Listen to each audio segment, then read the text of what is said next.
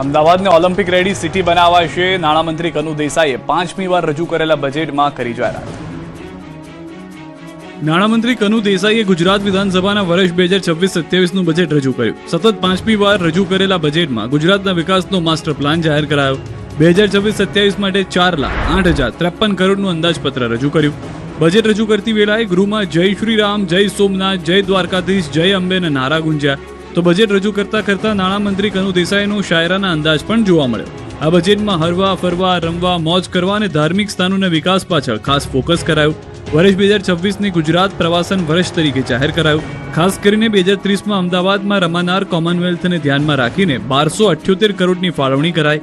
અમદાવાદ શહેરને Olympic ready city બનાવાશે. અમદાવાદમાં આંતરરાષ્ટ્રીય કક્ષાના સ્ટેડિયમ અને સ્પોર્ટ્સ કોમ્પ્લેક્સ તપાશે. તો 97 લાખ વિદ્યાર્થીઓની શિષ્યવૃત્તિમાં વધારો કરાયો. વીબીજી રામજી યોજનામાં કામના દિવસો 125 કર્યા. તો 5 નવી જીઆઈડીસી બનાવવાની જાહેરાત કરી.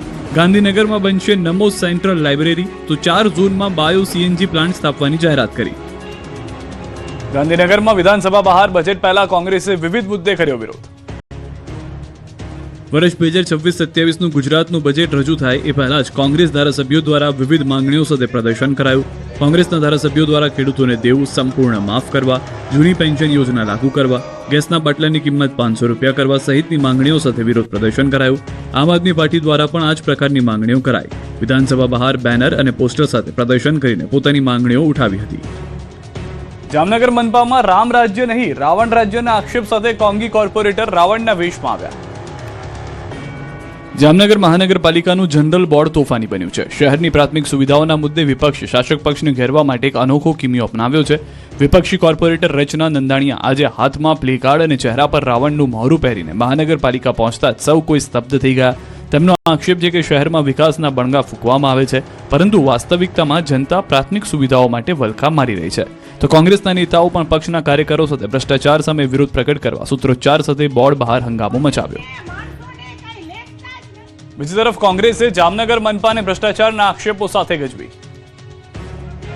જામનગરમાં મહાનગરપાલિકામાં વિવિધ મુદ્દે 2 પ્રકારના વિરોધ પ્રદર્શન જોવા મળ્યા. જામનગરના વોર્ડ નંબર 4ના કોંગી કોર્પોરેટર રચના નંદાણીયાએ જનરલ બોર્ડની બેઠક પૂર્વે અનોખી રીતે વિરોધ નોંધાવ્યો. કોંગી કોર્પોરેટર રચના નંદાણીયા 10 માથાવાળા રાવણના વેશમાં કોર્પોરેશનના પટાંગણમાં હાજર થયા. તો સ્થાનિક સ્વરાજની ચૂંટણી આવનાર હોવાથી પહેલા આ વર્ષનું અંતિમ જનરલ બોર્ડ મળતું હોવાને કારણે શહેર કોંગ્રેસે વ્યાપક ભ્રષ્ટાચારના આક્ષેપો સાથે મનપા કચેરીનો ઘેરાવ કર્યો. શહેર કોંગ્રેસ પ્રમુખ દિગુભા જાડેજાની આગેવાનીમાં મોટી સંખ્યામાં કાર્યકરો અને વિરોધ પક્ષના કોર્પોરેટરો એકત્રિત થયા અને સૂત્રોચ્ચાર કરીને તંત્ર સામે રોષ વ્યક્ત કર્યો. મનપા તંત્ર સામે રોષ ઠાલવ્યો. જામનગર શહેર કોંગ્રેસ પ્રમુખ દિગુભા જાડેજા અને વિરોધ પક્ષના નેતા ધવલભાઈ નંદાની આગેવાની હેઠળ કોંગી કાર્યકરોએ સત્તાધારી ભાજપ વિરુદ્ધ ભ્રષ્ટાચાર અંગે સૂત્રોચ્ચાર કર્યા. જનરલ બોર્ડની અંતિમ બેઠક ચાલી રહી હતી ત્યારે કોંગી કાર્યકરોએ બોર્ડરૂમમાં ઘૂસવાનો પ્રયાસ કર્યો. જોકે સિક્યુરિટી વિભાગે તાત્કાલિક દરવાજા બંધ કરી દીધા હતા. કાર્યકરોએ અંદર ઘૂસવાનો પ્રયાસ ચાલુ રાખતા હાજર પોલીસ કર્મીઓએ તેમને ખેંચીને બહાર કાઢ્યા. આ સમયે થોડા સમય માટે અફરાતફરીનો માહોલ સર્જાયો.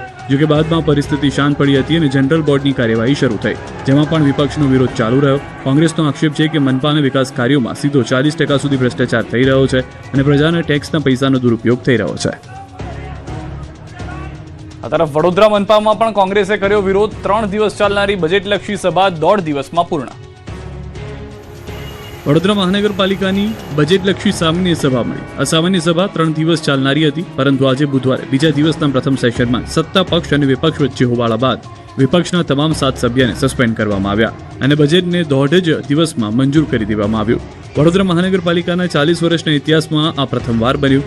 કોંગ્રેસના કોર્પોરેટર બોલવા ઉભા થતા શાસક પક્ષના કોર્પોરેટરે વિરોધ કર્યો અને બોલવા માટે સમય નક્કી કરવાનું કહેતા મામલો ગરમાયો. કોંગ્રેસના 7 કોર્પોરેટરો દ્વારા એકજૂટ થઈ સભામાં ઉગ્ર રજૂઆત કરવામાં આવી, જેથી મહાનગરપાલિકાનું સભાગૃહ આક્ષેપ પ્રતિ આક્ષેપથી ગુંજી ઉઠ્યું. મેયરે બેસી જવાનું કહેતા મામલો બીચક્યો. ત્યારબાદ કોંગ્રેસના 7 કોર્પોરેટરોને સભામાંથી સસ્પેન્ડ કરવામાં આવ્યા અને બહુમતીના જોરે બજેટ મંજૂર કરી દેવામાં આવ્યું. તેમજ વિપક્ષ દ્વારા રજૂ કરાયેલી તમામ 442 સુધારા દરખાસ્તોને પણ ફગાવી દેવામાં આવી છે. આ તરફ રાજકોટનું જનરલ બોર્ડ પણ તોફાની રહ્યું. તો મેયરના પતિના ગેરકાયદે બાંધકામ મુદ્દે કોંગ્રેસે ભારે હોબાળો કર્યો. રાજકોટ મહાનગરપાલિકામાં બજેટલક્ષી સામાન્ય સભા મળી, જે શરૂઆતથી જ વિવાદોના વંટોળમાં ફસાઈ હતી. કોંગ્રેસના સભ્યોએ શાસક પક્ષ ભાજપ પર આકરા પ્રહાર કરતા બજેટને બિલ્ડરો અને મળતિયાઓ માટેનું બજેટ ગણાવ્યું. વિપક્ષી સભ્ય વશરામ સાગઠિયાએ બજેટમાં રજૂ કરાયેલા 14માંથી 7 યોજનાઓ પીપીપી ધોરણે હોવાનો મુદ્દો ઉઠાવીને ભારે હોબાળો મચાવ્યો.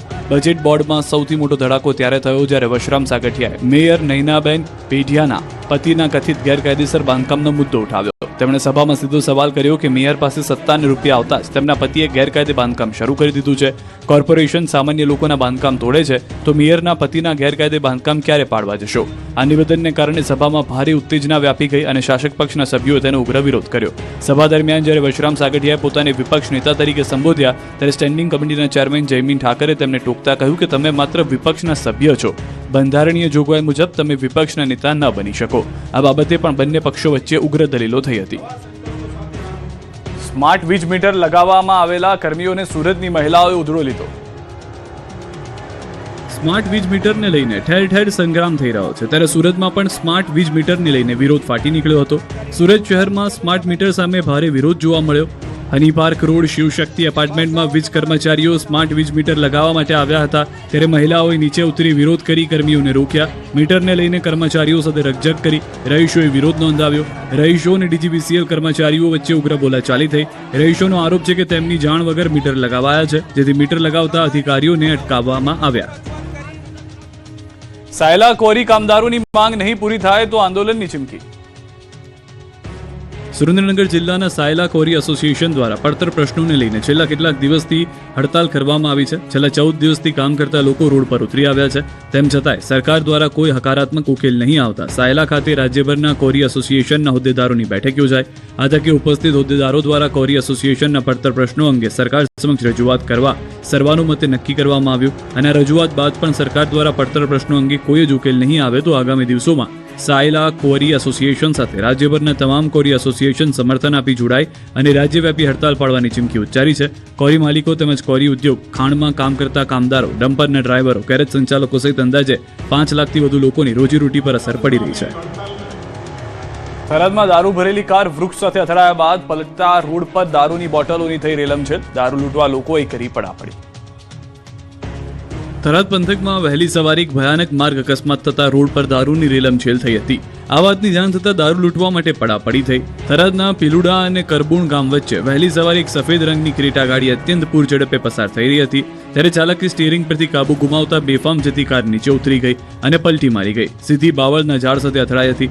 અકસ્માત એટલો ભયાનક હતો કે ગાડીનું પડીકું વળી ગયું અને કચુંબર નીકળી ગયું. આ અકસ્માતમાં ગાડીમાં સવાર 2 લોકોના ઘટના સ્થળે મોત નીપજ્યા.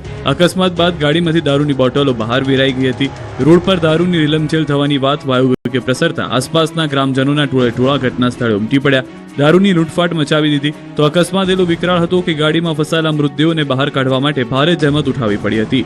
ગાડીને બહાર લાવવા માટે ટ્રેક્ટરની મદદ લેવામાં આવી. આ અંગેની જાણ થતાં થરાદ સ્થાનિક પોલીસ પણ તાત્કાલિક ઘટના સ્થળે પહોંચી બંને મૃતદેહને પોસ્ટમોર્ટમ માટે ખસેડ્યા. તપાસમાં સામે આવ્યું છે કે કારમાં રાજસ્થાનથી દારૂ ભરી થરાદ જતી હતી.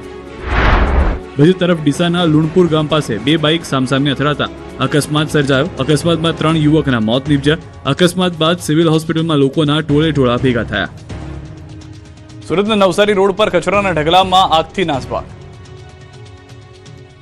સુરત નવસારી રોડ પર આવેલી માધવ પાર્ક સોસાયટીના ખુલ્લા મેદાનમાં અચાનક આગ લાગી. ખુલ્લા મેદાનમાં પડેલા કચરામાંથી આગ ભભૂકી ઉઠતા આસપાસના વિસ્તારમાં અફરાતફરીનો માહોલ સર્જાયો. ઘટનાની જાણ તરત જ ફાયર વિભાગને કરવામાં આવી. જાણકારી મળતા જ ફાયર વિભાગની ટીમ તાત્કાલિક ઘટના સ્થળે પહોંચી ગઈ અને આગ પર કાબૂ મેળવવાના પ્રયાસો શરૂ કર્યા. કચરાના કારણે આગ થોડી જ વારમાં ભીષણ બની જતા ધુમાડાના ગોટે ગોટા દૂર દૂર સુધી દેખાયા. આગ કયા કારણોસર લાગી તે જાણી શકાયું નથી. અમદાવાદના સરકારી આવાસમાં પીજીએ ચાલતા મનપાએ સીલ મારી દીધું. ગુજરાતમાં સરકારી આવાસનો સૌથી મોટો દુરુપયોગ થતો હોવાનો પ્રથમ કિસ્સો સામે આવ્યો છે. અમદાવાદના સાયન્સ સિટી વિસ્તારમાં LIG 19 નામની આવાસ યોજનામાં ધમધોકાર પીજી છેલ્લા કેટલાય સમયથી ચાલતું હતું. આખરે અમદાવાદ મહાનગરપાલિકાની વિજિલન્સની ટીમે તપાસ કરતા દૂધનું દૂધ અને પાણીનું પાણી થઈ ગયું અને સામે આવ્યું પીજી. પરંતુ ફક્ત પીજી જ નહીં, સોસાયટી માલિકના બદલે ભાડુઆતોનું પણ રાજ ચાલે છે. આ ભાંડો તો ત્યારે ફૂટ્યો જ્યારે એક ખાનગી કંપનીની વેબસાઇટ પર મકાન માલિકે પીજી ચલાવવાની જાહેરાત આપી અને બસ પીજી ચલાતું હોવાથી ઓફિશિયલી માહિતી મળતા જ કોર્પોરેશનની ટીમ પહોંચી અને તપાસ શરૂ કરવામાં આવી. વર્ષ 2024માં તમામ લોકો પોઝિશન મળ્યા બાદ પોઝિશનના મકાન માલિકે સોસાયટીમાં પીજી ચલાવવાનું શરૂ કર્યું. એટલું જ નહીં, જાણે કે કોઈનો ડર ન હોય તેમ મકાનમાં પીજી અંગેની વિગત ખાનગી વેબસાઇટ પર પણ મૂકી.